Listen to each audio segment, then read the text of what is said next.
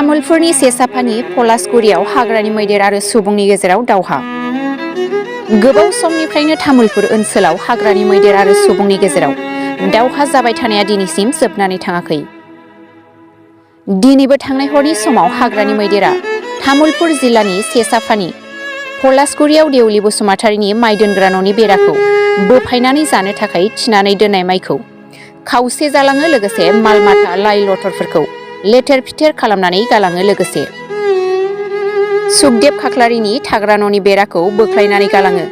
बेजों लोगोसे खोला पलासगुरि गामिनि बाबु बर'नि माइ दोनग्रा न'खौ इन्जुर बोफायनानै जानो थाखाय थिनानै दोननाय माइ बस्थाखौ बुफ्रुनानै जालाङो। बेबायदि खहा खालामजानायनि थाखाय गोथौ दुखु मोननाय फोरमायदों दुखुथिया नखरनि सुबुंफोरा। बोसोरफ्रोमबो सोलिनाय मैदेर आरो सुबुंनि गेजेराव दावहाया माब्लादि जोबस्रांगोन आरो बिनि सायाव हाग्रा बिफाना मा बिफाव लागोन समासो फोरमायसिगोन।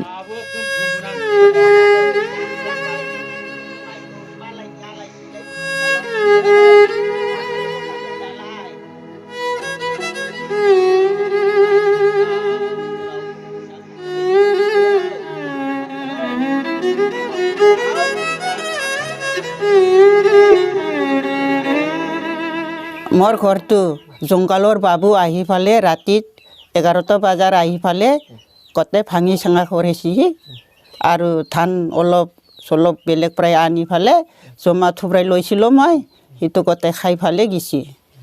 কি কটি করিস ए काही बाती बेरा सेरा घर कताय लेतेर पेतेर भांगीছি। কেটা আইছিল हाथी तो आहाते गाँवर मानु गिला आगर खेदावा गिला गम पाइছি बोले 4টা मोर तो घर भितर पर ओलबा पारा नाय मैं देखाय पावा नाय। मैं एकला मानु ना बुरी मानु ओलबा नरे इफाले ओले फाले जुई जलाबाबो खेर सेर नाय किबा किबि नाय केनेके ओलाम। আপনি কি করে আসেন তেতিয়া राति घरत बागा दिছি बिसनात আপনি হ্যাঁ ভয় করা নাই ভয় করি ফালে কয় দি দরজা খুলি ফালে ওলাই যাব তাউরিতো যাবা নরে না সকলো মানুহ আহা নাই ওচৰৰ পিছতে আইছি। কি নাম আপনার মোর নাম দেউলি গাঁও পলাশগুৰি।